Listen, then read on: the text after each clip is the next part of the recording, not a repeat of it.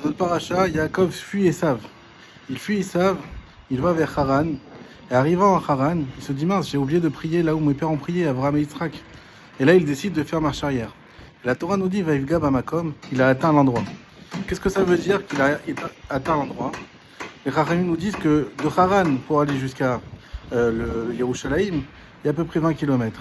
Sauf que lui, il est arrivé d'un seul coup, on appelle ça Kfitzat Aderer, le raccourcissement du chemin. On voit quelque chose ici d'incroyable. Par sa simple décision de faire une chose bien, qui était très compliquée, faire 20 km à pied, voyager alors qu'on vient d'en faire déjà une cinquantaine, il est parti du sud de Beersheba pour aller chez Haran, et là il dit non, je vais revenir en arrière pour prier. Hachem lui a fait un miracle. De là on doit apprendre une chose. Nous on doit, par nos efforts, déjà avoir la bonne volonté. Dès qu'on a la bonne volonté, Akadosh Baruch Hu, il fait des miracles, il permet de surpasser les choses qu'on n'aurait pas pu faire tout seul. Encore plus que ça. Il y a écrit que lorsque Yaakov il s'est endormi, vous savez très bien, il a fait le rêve avec l'échelle.